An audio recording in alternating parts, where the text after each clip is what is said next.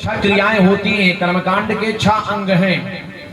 मारण, मोहन, स्तंभन, विद्वेषण, उच्चाटन, वशीकरण। कर्मकांड के इन 6 अंगों में 6 प्रकार के गणेश जी का प्रयोग किया जाता है। तो बंधु, भगवान शंकर के विवाह में भी गणेश जी की पूजा हुई थी। वो दूसरे गणेश थे और जो भगवान शिव के जो पुत्र गणेश हैं वो दूसरे गणेश हैं। आज सारे दैत्य और सारे देवता गण मिल करके भगवान गणेश की पूजा करते हैं, वंदना करते हैं। इसके बाद सब लोग मंदराचल पर्वत को लेकर के समुद्र में के पास में जब पहुंचते हैं, समुद्र के मध्य में जब उसको डालते हैं, डालते ही वह मंदराचल पर्वत नीचे की तरफ चला जाता है। सारे लोग सब लोग मिलकर के हल्ला मचाने लगते हैं। कैसे मंदराचल पर्वत तो डूबता जा रहा है। उसी समय भगवान ने कहा, तुम लोग परेशान न हो, मैं कुछ व्यवस्था करता हूं। भगवान तुरंत कच्छप अवतार धारण करके तुरंत नीचे जाते हैं और अपने पीठ पर मंदराचल पर्वत को रख लेते हैं और वहीं स्थापित कर देते हैं। प्रेम से बोलिए कच्छप भगवान की जय हो। एक दिन की बात है, जब भगवान कच्छपा अवतार में थे, भगवान ने कहा मेरी पीठ में खुजली हो रही है। माता लक्ष्मी जी से कहा, देवी मेरी पीठ में थोड़ी सी खुजली हो रही है, खुजला दो। लेकिन माता जी के उन कोमल हाथों ने जब खुजलाना शुरू किया तो खुजली समाप्त नहीं हुई। जब खुजली समाप्त नहीं हुई, भगवान तुरंत अपने शरीर को पलट दिया जमीन में और ज्यों ही रगड़ा, बड़ा आनंद आया। कोई अगर धीरे धीरे खुजली करे, जिस हिसाब से शरीर हो उस हिसाब की खुजली भी होनी चाहिए। जब खुजली भगवान ने ली, बड़ा आनंद आया उन्हें और वो निद्रा में चले गए। निद्रा में जाने के बाद जो ही लंबी लंबी श्वासें ली, उन श्वासों के कारण से समुद्र में लहर उठ गई। ऐसा पुराण में आया है और वह लहर आज तक नहीं बंद हुई।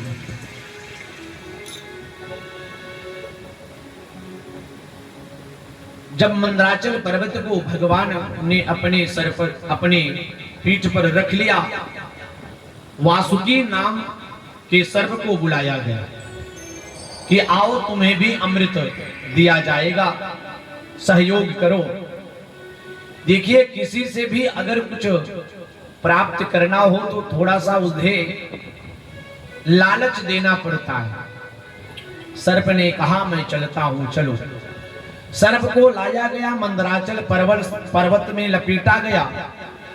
लपेटने के बाद भगवान ने एक देवता को बुलाया और उनसे बताया कि अगर मुख की तरफ रहोगे तो उसके मुख से ज्वालाग्नि निकलेगी, विषाग्नि निकलेगी, जिसके कारण से तुम सब जल जाओगे। इसलिए जैसा मैं कहता हूं वैसा ही करो। तुरंत भगवान ने तेजी से कहा, हे दैत्य, सारे दैत्यों, यदि मेरी आवाज सुन रहे हो तो सारे लोग पूंछ की तरफ चले जाओ। सारे दैत्यों ने सुना, कैसी बात करते हो, मैं मुख की तरफ रहूंगा, मैं छोटे खानदान का थोड़ी ना हूं, मैं रहूंगा मुख की तरफ, पूंछ की तरफ मैं नहीं रहूंगा। सारे जितने भी दैत्य थे सब मुख की तरफ चले गए और जितने भी देवता थे उस सर्प के पूंछ की तरफ चले आए। मंथन शुरू हो गया। मंथन शुरू हो जाने के बाद सबसे पहले कालकूट नाम की विष निकला। जब विष निकला, उसकी इतनी ज्वालाग्नि थी, वह इतना ज्वलनशील था, उससे बचाने वाला कोई नहीं था। सब लोगों ने हाथ जोड़ी भगवान शंकर से, बाबा इसका पान आप कर लो। भगवान ने मैया पार्वती की तरफ देखा, देवी सुन रही हो? ये सब क्या कह रहे हैं? कह रहे हैं कि आप विषपान कर लीजिए। आपके पति को विष पीने के लिए बोल रहे हैं। आजकल की तो पत्नियां कह देंगी कि पी लीजिए। माता पार्वती ने कहा, देव देव महादेव भूतात्मन भूत भावना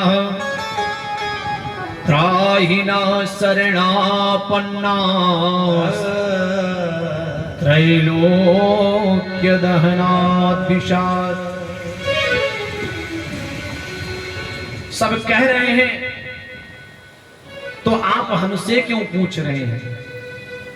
कहीं अगर आज मैं कह दूं कि आप विषपान कर लीजिए तो जीवन भर आप मुझे उलाहना देंगे कि तुम्हारे कहने से मैंने तो विषपान तक कर लिया।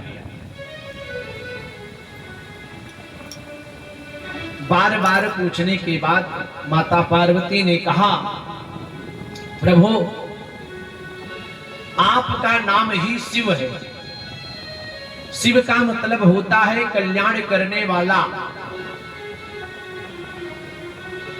जो कल्याण करते हैं, सबका कल्याण करते हैं।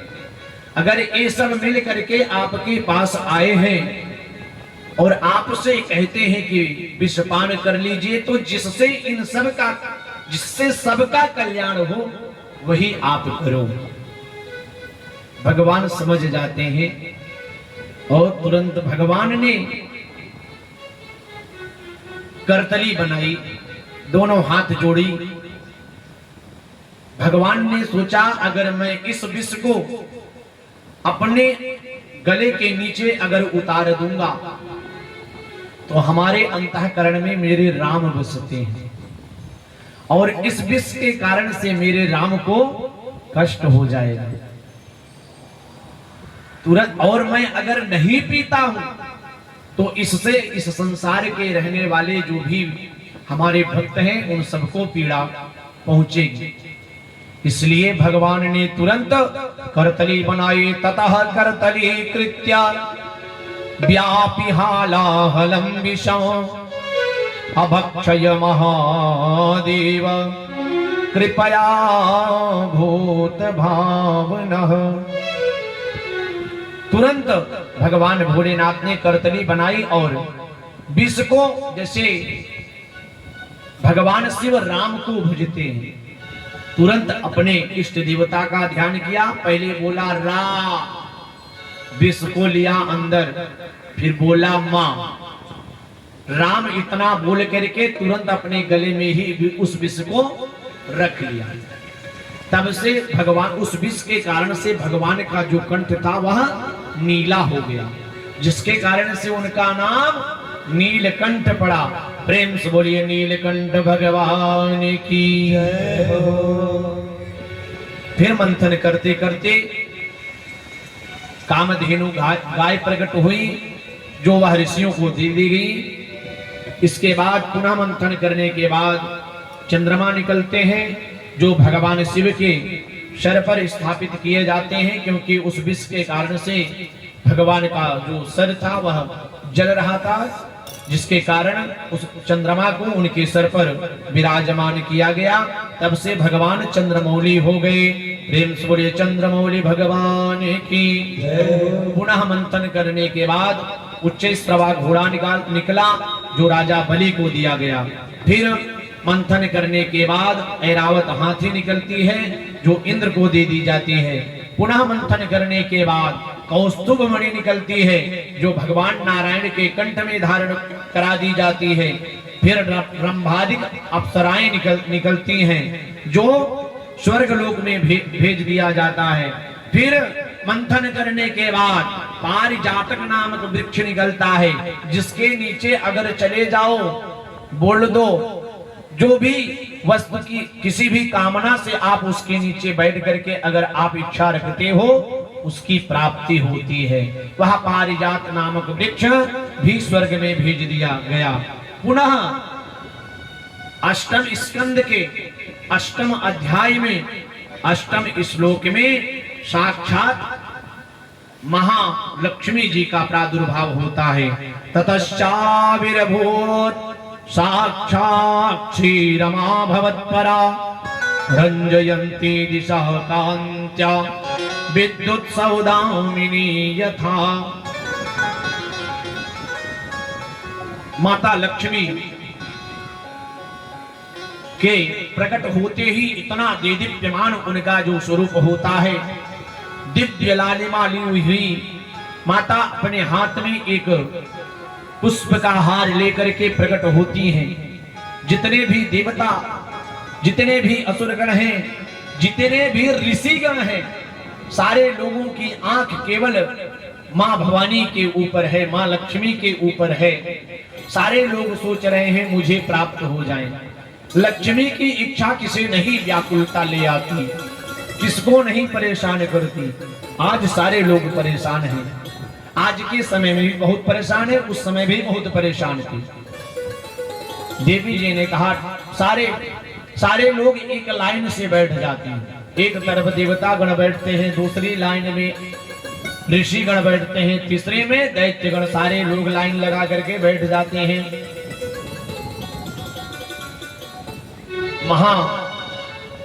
माया मां लक्ष्मी अपने हाथ में पुष्प का हार लेकर के चलती हैं। सबसे पहले दुर्वासा ऋषि दिखाई पड़ते हैं। दुर्वासा जी ने सोचा बस मुझे ही प्राप्त हो जाएंगी। जिसके पास में जाती हैं मैया, सबकी आंखें लग रहा है कि उन्हें खा जाएंगे, लगातार उनको ही केवल देखते। दुर्वासा ऋषि के पास में जब मैया पहुंचती हैं, माता लक्ष्मी ने सोचा तपस्या तो बाबा ने बहुत किया है, लेकिन इन्होंने अपने क्रोध को नहीं जीता है, जिसके कारण से इनको माला पहनाना उचित नहीं होगा। दैत्यों के पास में जाती हैं, मां को कोई नहीं भाता है। देखते देखते मैया भगवान नारायण के पास में चली जाती हैं। मैया इधर से आ रही होती हैं तो भगवान की दृष्टि इधर हो जाती है। भगवान उनकी तरफ देखे ही नहीं रहे हैं। मां लक्ष्मी जब भगवान के समीप में पहुंचती हैं, सोचती हैं देखने में तो गजब के हैं। मंगलम भगवान विष्णु मंगलम गरुड़ध्वज मंगलम पुंडरीकाक्ष मंगलाय तनोहरि। देखने में तो ये सब में मंगल है, सब में मंगल है, सब कुछ मंगल है इनका। लेकिन मंगल होने के बावजूद भी ये सुमंगलः कश्चना कांक्षते हिमाम, सुमंगल होते हुए भी ये माम नहीं कांक्षते, मुझे प्राप्त करने की इनके कोई इच्छा ही नहीं प्रतीत होती। लेकिन कोई बात नहीं, मैं माला तो इन्हें ही पहनाऊंगी। सो मैया ने तुरंत माला पहना दिया भगवान को।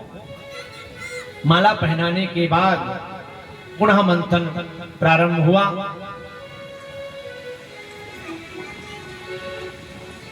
माला भगवान ने मैया की तरफ क्यों नहीं देखा? मां लक्ष्मी, ध्यान दीजिए इस पर भी। यदि जीवन में लक्ष्मी के पीछे आप दौड़ोगे तो लक्ष्मी भागती चली जाएंगी। और लक्ष्मी को यदि आपने अनदेखा किया सो ही लक्ष्मी जी पीछे से दौड़ करके आ जाएंगी। लेकिन वह लक्ष्मी जी आपके पास में तभी आएंगी जब सब कुछ मंगल होगा। और मंगल तभी होगा जब अंतःकरण में आपके अंदर जो काम है, क्रोध है, मद है, लोभ है, मात्सर्य है, ईर्ष्या है, राग है, द्वेष है, ये सारे कचड़ा जब साफ होंगे तभी मंगल होगा। और जब मंगल होगा तो सब कुछ मंगल होगा। और जब मंगल होगा तो लक्ष्मी जी की प्राप्ति होगी। ठीक है ना? सब लोग एक बार बोलिए राधे राधे। हे राधे।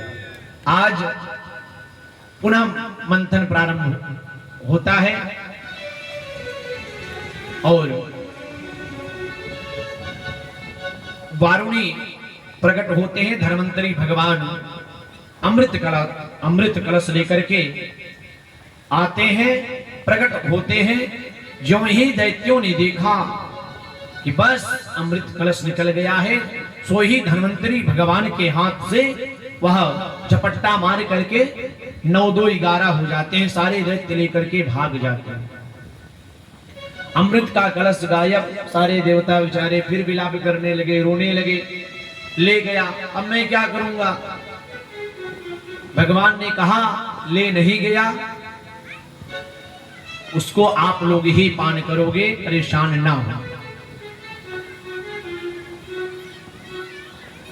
सारे दैत्य ले जाकर के एक जगह पर विराजमान हो जाते हैं, बैठ जाते हैं।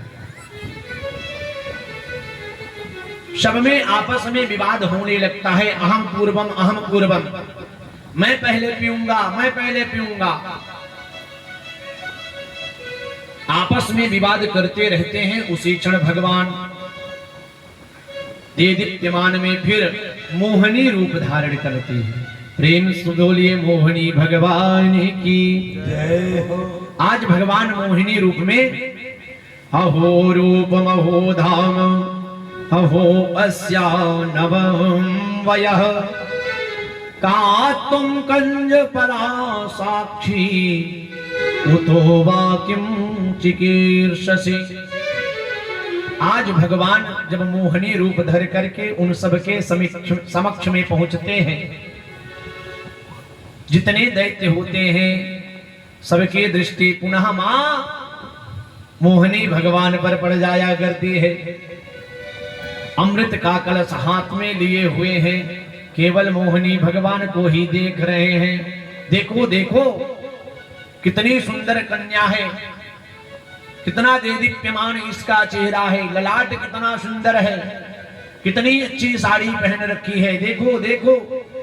सारे दैत्य भगवान मोहिनी को देख रहे हैं।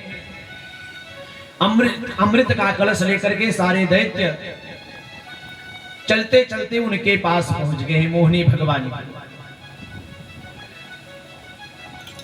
भगवान से पूछा वयम कस्यापया यादा भ्रातर कृत पौरुषा। देवी आप कौन हो? किसी सभ्य कुल परिवार की लगती हो। मोहिनी भगवान ने कहा मैं तो हूं, लेकिन किसी पराई स्त्री से इस तरीके से आपको पूछना यह उचित नहीं लगता। लेकिन आप पूछते हो तो कोई बात नहीं, चलो। लेकिन आप सब कौन हो? और यह हाथ में लेकर के बड़ी जोर जोर से वार्तालाप क्या कर रहे थे? आपस में विवाद क्यों कर रहे थे? तुरंत सब दैत्यों ने बताया वयम कस्यापदायादा भ्रातरा कृत पौरुषाः। वयम कश्यापदा यादा, हम सब कश्यप ऋषि की संतान हैं, हम सब भाई हैं। और हम सब के बीच में यह अमृत का कलश है, जिसका बंटवारा हम सब नहीं कर पा रहे हैं। और कह रहे हैं कि हम पहले पिएंगे, वो कहते हैं हम पहले इसका पान करेंगे। भगवान ने कहा तो कर लो बंटवारा अपने आप में। लेकिन सारे दैत्यों ने कहा देवी आप इतनी सुशील, इतनी सभ्य परिवार की लगती हो, मैं चाहता हूं कि यह अमृत आप अपने श्री कमलों से, श्री हाथों से अगर हम सबको पिला दोगी तो हम सबका झगड़ा भी नहीं होगा और यह अमृत बट भी जाएगा। तुरंत मोहिनी भगवान ने कहा कथम कस्य पदायादाः पुश्चल्यां मयि संगताः विश्वासं पंडितो जातो कामिनी सुनयात ही। हो तो तुम सब बड़े मूर्ख। जो ही इस प्रकार से भगवान ने कहा कि तुम बड़े मूर्ख हो, सारे देवता चिलमिला, सारे दैत्य चिलमिला उठे। देवी क्या बोल रही हो? मोहिनी भगवान ने कहा कि कहां कश्यप ऋषि इतने ज्ञानी, इतने तपस्वी, उनकी संतान तुम एक पराई स्त्री से पहली मुलाकात में ही तुमने इतना विश्वास जीत लिया, इतना विश्वास कर लिया कि इस अमोघ अमृत कलश को वितरित करने के लिए, विश्वास कर लिए बांटने के लिए। सब एक दूसरे का मुख देखने लगते हैं। सारे दैत्य सोचते हैं कि लगता है बहुत सभ्य परिवार की है, कोई इस तरीके से अपने विषय में ही इतनी गलत बात थोड़ी ना बोलेगा। बहुत सभ्य परिवार की लगती हैं, अब तो इन्हीं के हाथों से ही सब हम सब पान करेंगे। फिर बार बार कहने के बाद मोहिनी भगवान ने कहा चलो ठीक है, मैं अपने हाथ से पिला तो दूंगी, लेकिन आप सब ये मत कहना कि उन्हें ज्यादा पिला दिया और हमें कम पिलाया। अब स्थिति बनती है, भगवान ने कहा वो पीछे पीछे दौड़ते हुए वो सब कौन आ रहे हैं? बोले जल्दी मुझे पिला दीजिए, नहीं तो वो सब आ जाएंगे और विवाद हो जाएगा, इसलिए आप शीघ्र करो, मुझे जल्दी से आप पिला दो। भगवान मोहिनी भगवान ने कहा ठीक है, आने दो, वो विषय हमारा है। भगवान मोहिनी ने कहा कि आप ध्यान दो, ऊपर का जो पानी पानी है उन सबको मैं पिला दूंगा, विवाद भी नहीं होगा, और नीचे का जो गाढ़ा वाला अमृत है वो तुम सबको मैं पिलाऊंगा। दैत्य मान जाते हैं। स्थिति बनी, सारे देवतागण, सारे दैत्य सब लाइन लगा करके पुनः बैठ जाते हैं। मोहिनी भगवान पहले देवताओं में अमृत पान कराने लगते हैं। सूर्य और चंद्रमा के बीच में जाकर के एक दैत्य जाकर के बैठ जाया करता है। सूर्य और चंद्रमा के इशारा करते हैं भगवान को, भगवान प्रभु एक आकर के यह नकली वाला है, बैठ गया है। भगवान ने तुरंत अपने सुदर्शन को आदेश दिया इसका खंड करो, लेकिन वह पान कर चुका था और वही आगे चल करके राहु और केतु नाम से विख्यात हुआ। जो हम सबकी कुंडली में अगर राहु केतु गड़बड़ हो गए तो समझ लीजिए बड़ी दिक्कत करते हैं। ज्योतिष शास्त्र में शनि, राहु, केतु, मंगल ये सब अरिष्ट ग्रह हैं।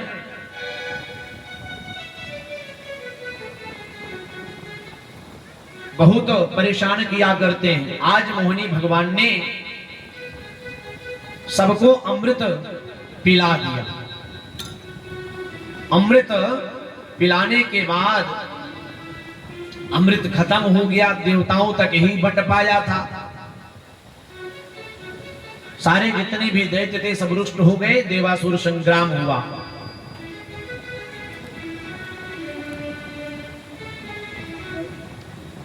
देवासुर संग्राम में दोनों अति युद्ध हुआ। युद्ध होने के बाद जितने भी दैत्य थे सब मारे गए। मारे जाने के बाद देवराज इंद्र पुनः सारे लोग अपने अपनी सारे देवता अपनी अपनी स्थिति पर पहुंचे। दैत्यों के गुरु थे शुक्राचार्य जी, उन्हें मृत संजीवनी मंत्र की सिद्धि थी। वो मरे हुए व्यक्तियों को भी जिंदा कर सकते थे। सारे जितने भी दैत्य थे वो पुनः जीवित कर दिए सब। लेकिन सब भटक रहे थे, सारे राजा बलि इत्यादि जो भी थे, सारे दैत्य जितने थे सब भटक रहे थे। जाएं तो जाएं कहां? अपने गुरु जी के पास में पहुंचे शुक्राचार्य जी के। सबने प्रार्थना करी, प्रभु कोई उपाय बताइए। शुक्राचार्य जी ने कहा कि इस एक अनुष्ठान, एक पूजा कराओ, जिसके कराने से जिसमें ब्राह्मणों की सेवा करो। केवल ब्राह्मण ही एक ऐसी पावर है जो आपको पुनः गद्दी प्राप्त करा सकती है।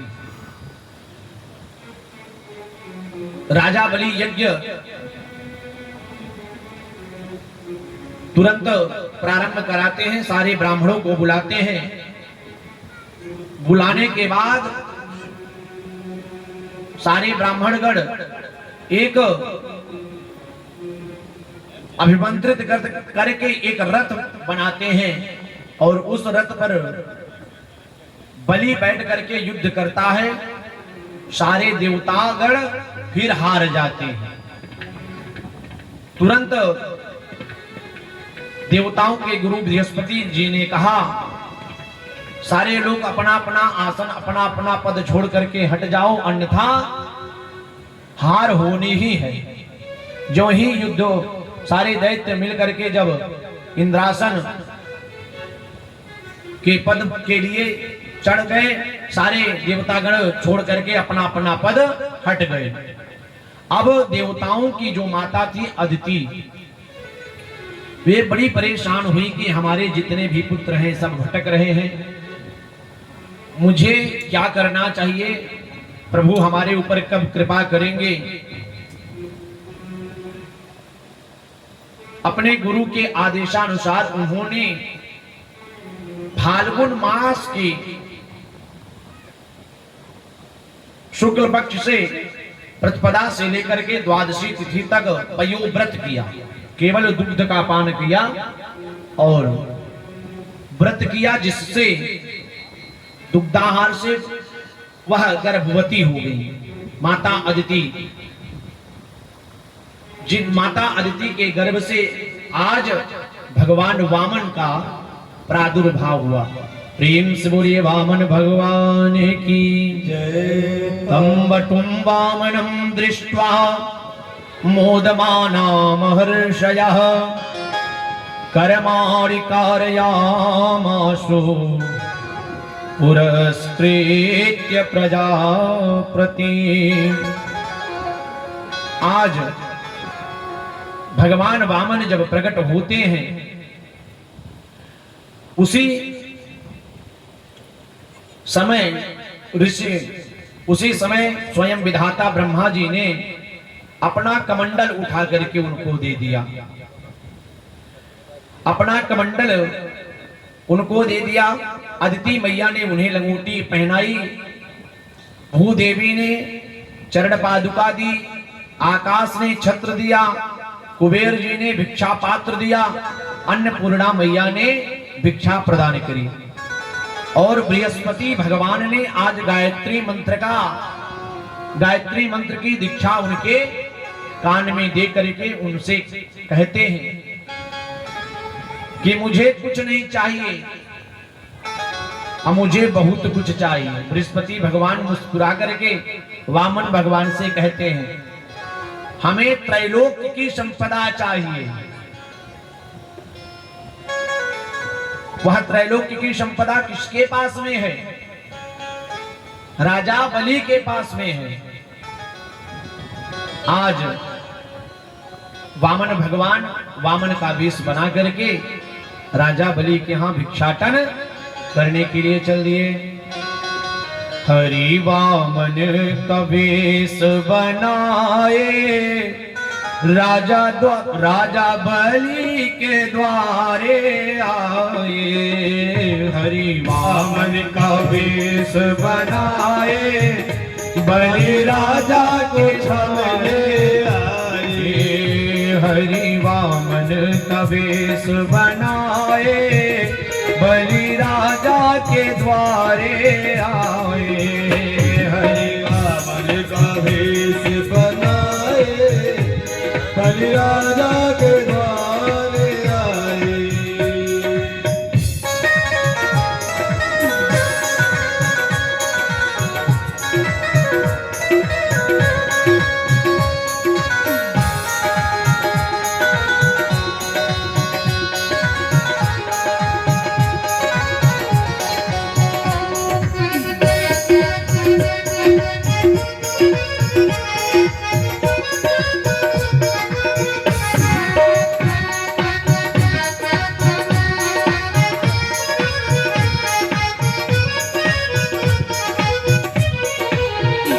उनके नन्हे नन्हे पाँव, उनके नन्हे नन्हे हाथ, उनके नन्हे नन्हे पाँव, उनके नन्हे नन्हे हाथ, उनके नन्हे नन्हे पाँव, उनके नन्हे नन्हे हाथ। पैरों में खड़ा हो सुहाए बलि राजा के द्वारे आए। पैरों में हरि सुहाए बलि राजा के द्वारे आए। हरि वामन का वेश बनाए बलि राजा के द्वारे आए। हरि वामन का वेश बनाए बलि राजा के द्वारे आए। जय हो।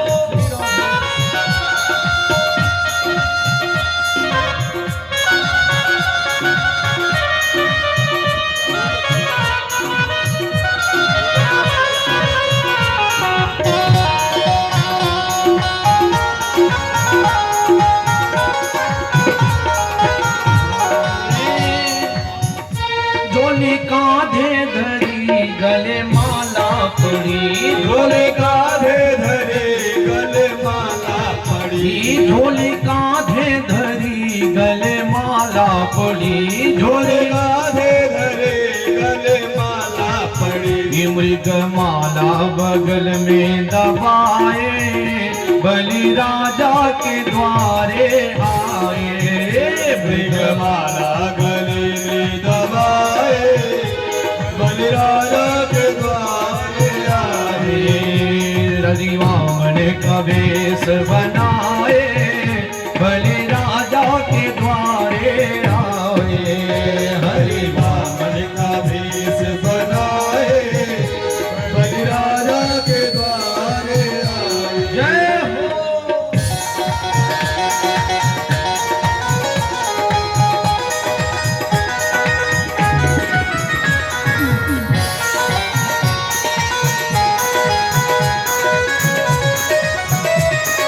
दोनों हाथ उठा करके बड़े भाव के साथ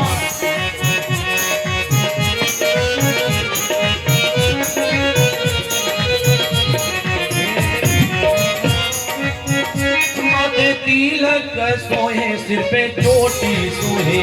माथे तिलक सोहे सिर पे टोपी सोहे। माथे तिलक सोहे सिर पे चोटी सोहे। माथे तिलक सोहे सिर पे चोटी सहे। हाथों में कमंडल सुहाए, हाथों में कमंडल सुहाए बलि राजा के द्वारे आए। हाथों में कमंडल सुहाए बलि राजा को चले आए। हरि वामन का वेश बनाए बलि राजा के द्वारे आए। हरि वामन का भेष बनाए, हरि राजा के द्वारे आए।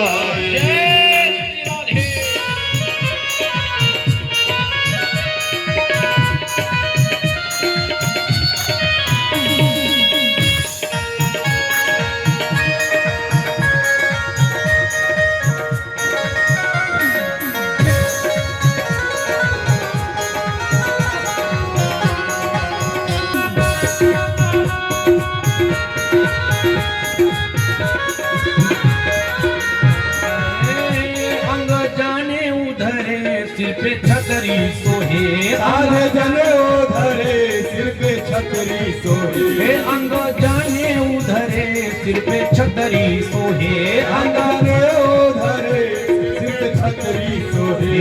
ब्रह्मचारी का वेश बनाए, बलि राजा के द्वारे आए। ब्रह्मचारी का वेश बनाए, बलि राजा के द्वारे आए। हरि वामन का वेश बनाए, बलि राजा के द्वारे आए।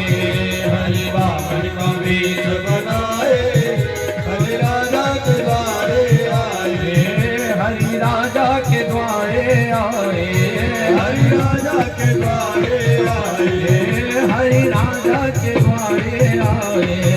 हरि राजा के द्वारे आए। प्रेम से बोले वामन भगवान की, वृंदावन बिहारी लाल की। स्वागतम ते नमस्तुभ्यो, ब्रह्मण क्यों करवाम ते। ब्रह्मण श्री राम तपः साक्षात्, मन्यित्वार्यवपुर धर्म। आज वामन भगवान के द्वार, राजा बलि के द्वार पर भगवान वामन पहुंच जाते हैं। वामन भगवान केवल 52 अंगुल के ही हैं। दिव्य छत्र लिए हुए हैं, कमंडल लिए हैं, खड़ाऊ धारण किए हुए हैं, यज्ञोपवीत धारण किए हुए हैं। राजा बलि ब्राह्मण की सेवा करने में अति निपुण है। राजा बलि ने तुरंत देखा कि हमारे द्वार पर कोई छोटा सा बालक, विप्र बालक हमारे द्वार पर आया है। तुरंत पूजन की थाली मंगवाया और दिव्य भाव के साथ में वामन भगवान का पूजन किया। यद्यद्वटो वाञ्छसित प्रतीक्ष में, त्वामर्तिनं विप्रसुतानुतर्कये। गां काञ्चनं गुल्बद्धामवीष्टं, तथान्यपेय मुतवा विप्रकन्या। पूजन करते हैं। पूजन करने के बाद राजा बलि ने पूछा, प्रभु आपको क्या चाहिए? आप क्या इच्छा लेकर के हमारे पास आए हैं? आपको धन चाहिए, संपत्ति चाहिए, स्वर्ण चाहिए, आभूषण चाहिए, जमीन चाहिए, अन्न दान ले लीजिए, या फिर आपकी शादी नहीं हो रही है क्योंकि आपकी जो लंबाई है वह कम है। कोई विप्र कन्या की मैं व्यवस्था करूं और आपका विवाह करा दूं। क्या आप शादी की इच्छा को लेकर के आए हो?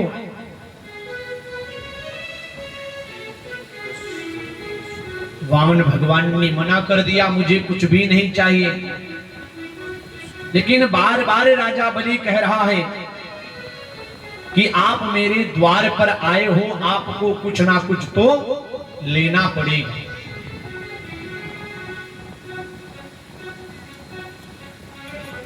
वामन भगवान ने कहा कि इस वैरोचने साक्षात भगवान विष्णुरव्ययः, कस्य पादधितेर्जातो देवानां कार्य साधकः। आज वामन भगवान पहुंचे हैं, बार बार राजा बलि के कहने के बावजूद भी मना कर रहे हैं कि मुझे कुछ भी नहीं चाहिए। जब बार बार राजा बलि कहते हैं तो वामन भगवान ने कह दिया कि मुझे कुछ नहीं, केवल 3 पग जमीन दे दो। राजा बलि हंसने लगे कि तुम्हारे इन नन्हे नन्हे पैरों से, अरे मांगे होते तुम 1-2 बीघा मांग लिए होते, 1-2 राज्य मांग लेते, 3 पग जमीन मांग करके तूने मुझे शर्मिंदा कर दिया। लोग कहेंगे कि महाराज बलि ने 3 पग जमीन दान करी और कुछ मांग लो। लेकिन वामन भगवान ने कहा मुझे केवल 3 पग जमीन ही चाहिए।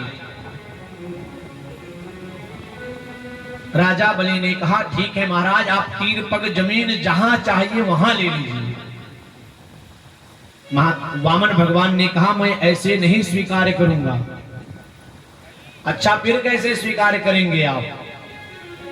वामन भगवान ने कहा मैं विप्रवंश से हूं, कर्मकांड मुझे आता है, आपके यहाँ ब्राह्मण भी लगे हुए हैं, इन सबको बुलाइए और कुशा अक्षत पुष्प द्रव्य के साथ में संकल्प करिए। जब तक आप मुझे संकल्प नहीं करेंगे तब तक मैं स्वीकार नहीं करूंगा। फिर राजा बलि हंसने लगते हैं कि 3 पग जमीन के लिए मैं संकल्प करूं। राजा बलि अपने हाथ में कुछ अक्षत पुष्प जल द्रव्य लेकर के जब संकल्प करना प्रारंभ करते हैं, ब्राह्मण तुरंत कहते हैं इदं विष्णुर्वृचक्रमे त्रिदानि दधे पदम् समूढ़मस्यावागुत्सुरे स्वाहा। ज्यों ही इस वेद मंत्र को पढ़ा, इदं विष्णुर्वृचक्रमे, इदं विष्णु, तुरंत शुक्राचार्य जी ने अपनी आंखें बंद करी। आंखें बंद करने के बाद उन्होंने देखा कि इदम विष्णु, यह कोई और नहीं, यह भगवान साक्षात श्रीमन्नारायण है। यहाँ नारायण आज वामन रूप धर करके क्यों आए हैं? तुरंत उन्होंने कहा ये स्वैरोचने साक्षात भगवान विष्णुरव्ययः कश्यपादितिर्जातो देवानां कार्य साधकः। यह देवताओं के कार्य को साधने वाले और कोई नहीं, वह चलिया भगवान विष्णु है जो कि वामन रूप धर करके आया हुआ है। शुक्राचार्य जी ने मना किया, बेटा तुम मान जाओ, यह कोई और नहीं, यह साक्षात भगवान विष्णु हैं जो कि तुमको छल करने के लिए आए हैं।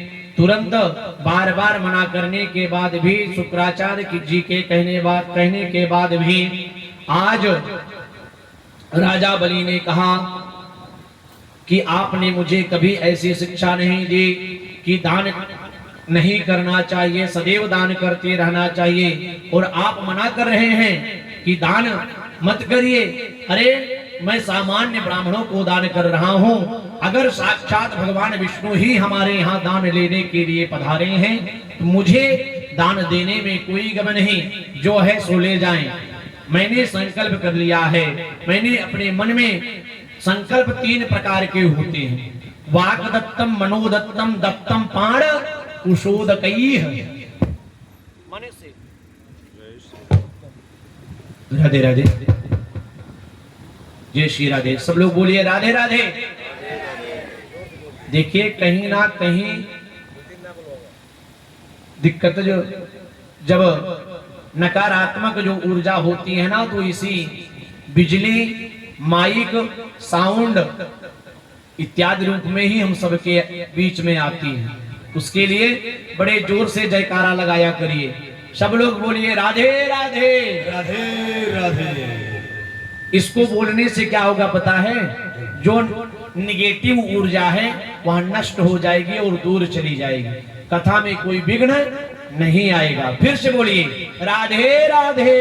राधे राधे। आज वामन भगवान जब भिक्षाटन हेतु गए हैं, बार बार शुक्राचार्य जी के मना करने के बाद भी नहीं मानते हैं। उन्होंने कहा कोई बात नहीं, तुम झूठ बोल दो कि मैंने संकल्प नहीं लिया है। तुरंत राजा बलि ने कहा गुरु जी ये क्या कह रहे हैं आप? शुक्राचार्य जी ने कहा सुनो बेटा, झूठ कहां कहां बोलना चाहिए। स्त्री सुनर्म विवाहे च वृत्यर्थे प्राण संकटे गो ब्राह्मणार्थे हिंसायाम नानृतम स्यात् जुगुप्सितम्। स्त्री सबसे पहले लिखा कि स्त्री से कभी स्त्री से झूठ बोला जा सकता है। स्त्री से झूठ बोलने में कोई दोष नहीं लगता। ये शुक्राचार्य जी कह रहे हैं जो कि दैत्यों के गुरु हैं। लेकिन क्यों? क्योंकि माताएं जो होती हैं चंचला होती हैं। रामचरितमानस में गोस्वामी तुलसीदास जी ने लिखा है अवगुण 8 सदा उर रहे। 8 प्रकार के अवगुण हैं माताओं के अंदर। इसमें चंचलता, चपलता, माया, ममता इत्यादि कई हैं, 8 हैं।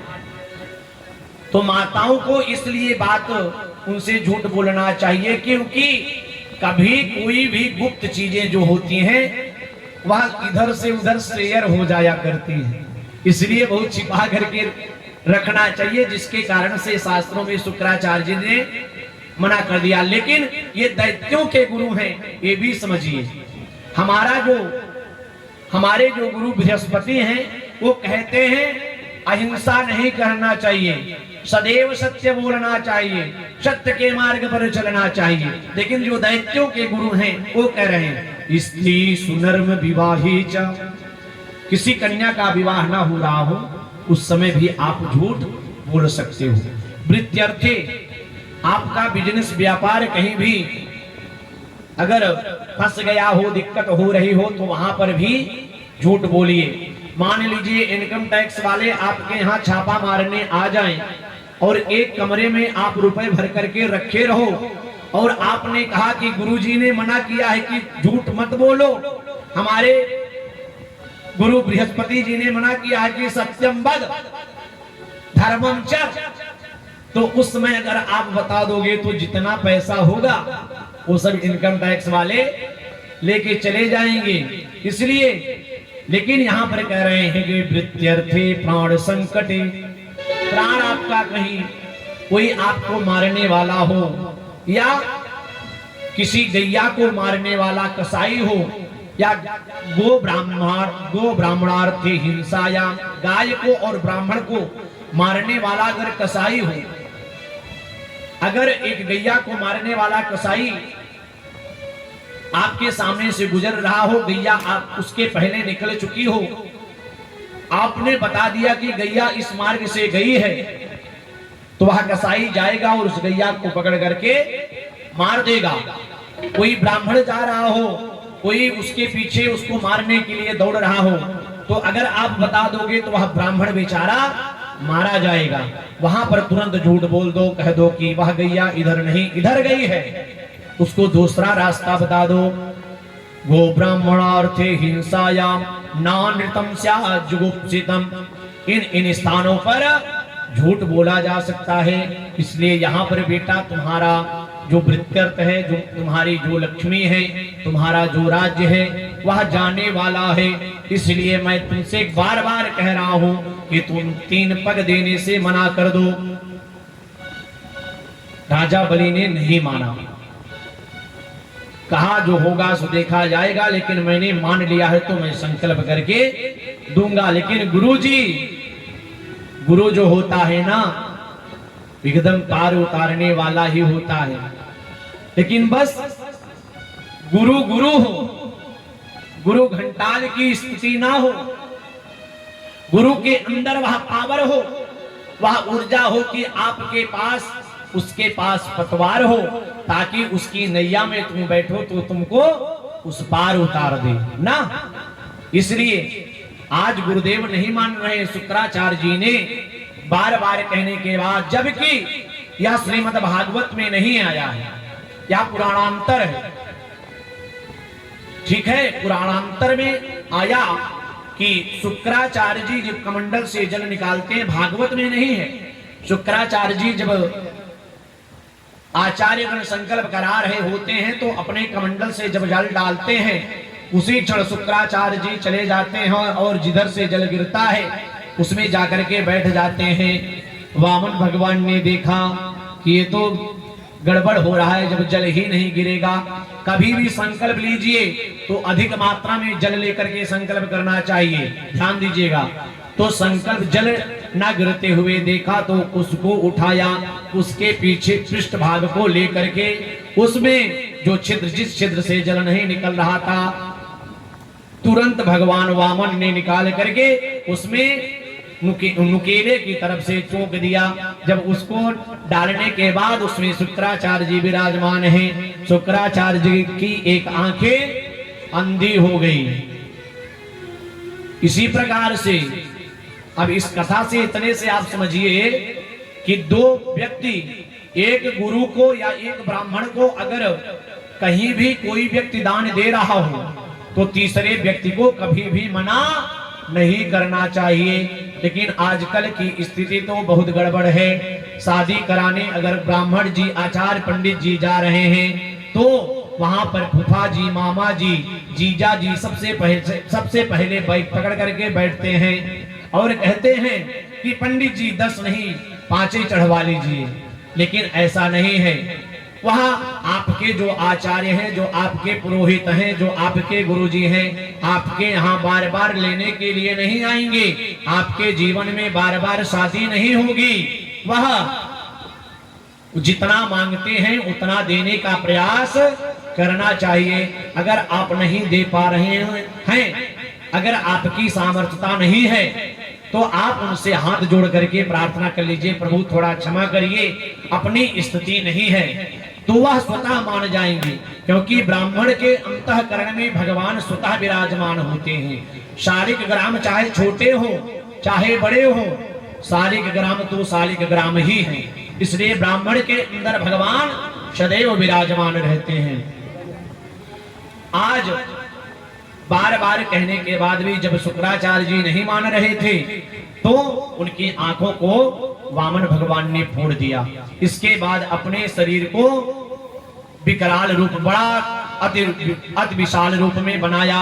बनाने के बाद एक पग में अतल वितल सुतल तलातल सातल महातल पाताल, ऊपर 7 लोगों को नाप लिया, नीचे भू भुआ स्वह मह जनः तपः इत्यादि जो 7 नीचे हैं, 7 ऊपर 7 नीचे जो हैं उन नाप लिया। नापने के बाद हाथ तुरंत महाराज वामन ने पूछा, अब मैं तीसरा पग कहां पर रखूं?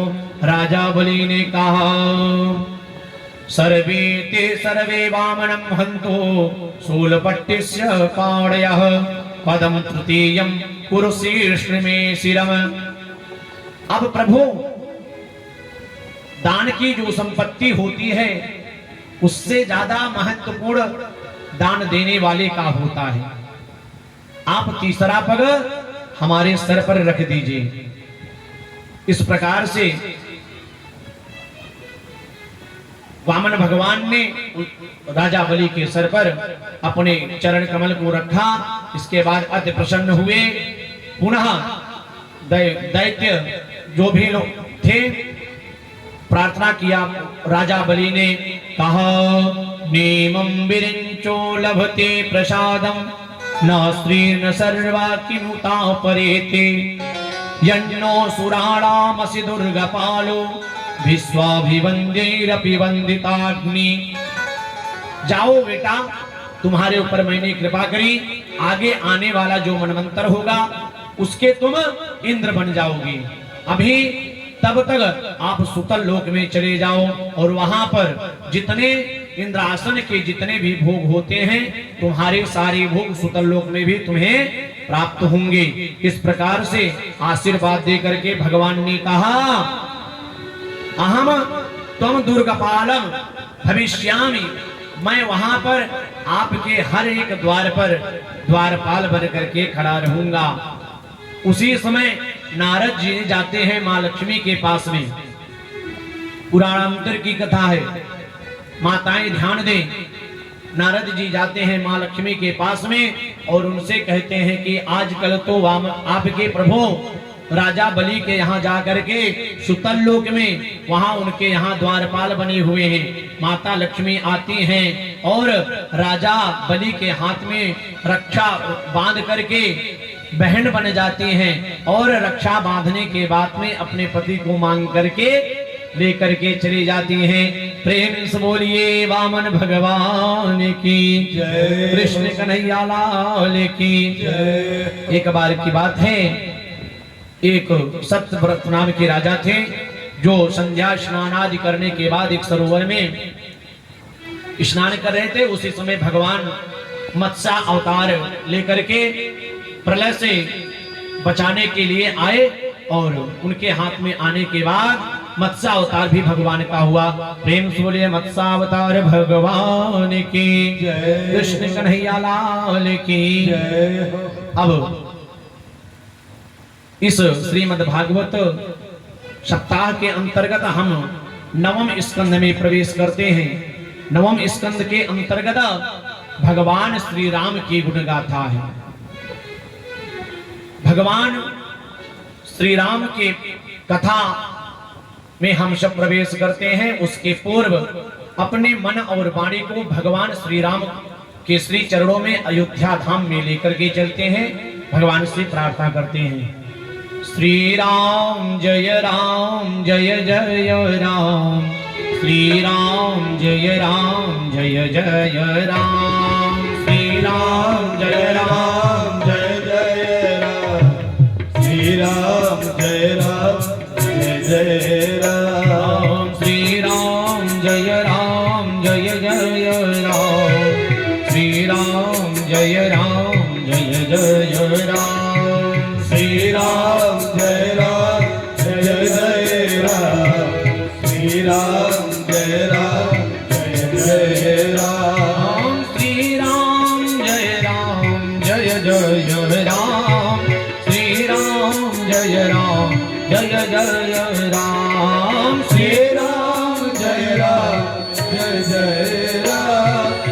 जय राम,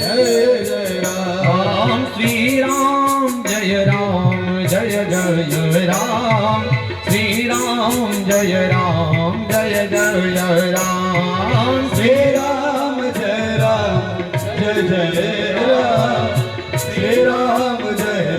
राम जय जय राम, श्री राम जय जय राम, श्री राम जय जय राम, श्री राम जय जय राम। बोलो श्री राम जय जय राम, श्री राम जय जय राम, श्री राम जय जय राम, श्री राम जय जय राम। बोलो श्री राम जय जय राम, श्री राम जय जय राम। दोनों हाथ उठा करके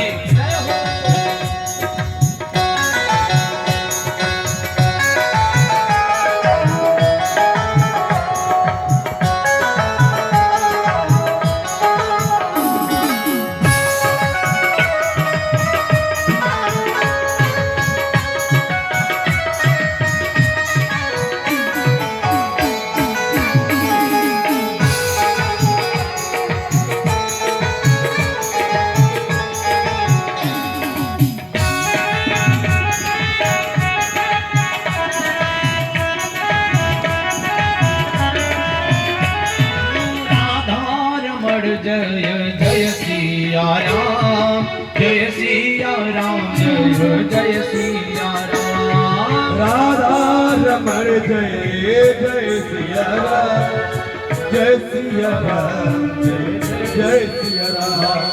राजा राम जय जय सीता राम, सीता राम जय जय सिया राम। राजा राम जय जय सीताराम, जय सीताराम जय जय। श्री राम जय जय राम। बोलो श्री राम जय जय राम, श्री राम जय जय राम। बोलो श्री राम जय जय राम, श्री राम जय जय राम।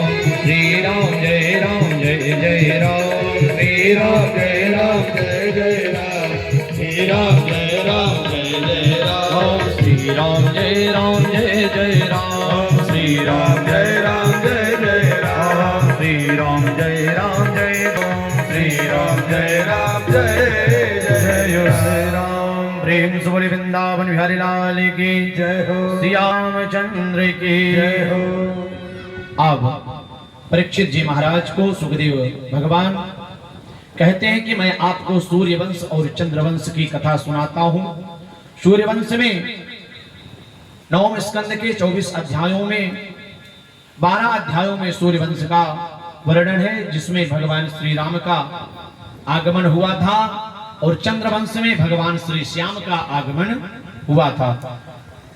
सुखदेव भगवान ने बताया भगवान श्रीमन्नारायण प्रभु के दिव्य कमल नाभि से ब्रह्मा जी का जन्म हुआ। ब्रह्मा जी के बेटा मरीच हुए, मरीच के बेटा कश्यप मुनि हुए, कश्यप जी के बेटा विवस्वान सूर्य हुए। उनसे इन्हीं से सूर्य वंश चला। विवस्वान के पुत्र सूर्य श्रद्धा देव मनु हुई, जिनकी श्रद्धा नामक पत्नी से कोई संतान नहीं हुई थी। आगे चल करके वशिष्ठ जी के आशीर्वाद से जब पुत्रेष्टि यज्ञ करवाया तो एक पुत्री का जन्म होता है, जिसका नाम श्रद्धा देवी होता है। फिर आगे चल करके इन्हीं के वंश में महाराज इक्ष्वाकु, नृग, सर्याति, दृष्ट, करुष, नश्यंत, प्रशक्न, नभग, कवि आदि इत्यादि 10 पुत्र जन्म लेते हैं। इनमें आगे चल करके सर्याति नामक जो पुत्र थे उनकी एक बेटी हुई, जिसका नाम था सुकन्या। जिस वह सुकन्या चवन नाम के मुनि थे। उसने बचपन में चवन मुनि की आंखों को फोड़ दिया था, जिसके कारण से उसके पिता ने सर्याति, उसके जो पिता थे, उसका विवाह चवन मुनि के साथ में करा दिया गया था। इसके बाद में पुनः औषधि आयुर्वेद के कुछ औषधियों को खिलाने के बाद उनकी आंखों में पुनः दिव्य ज्योति आ गई थी, जिसके कारण से आज वर्तमान समय में च्यवनप्राश उनके नाम से खूब प्रसिद्ध है।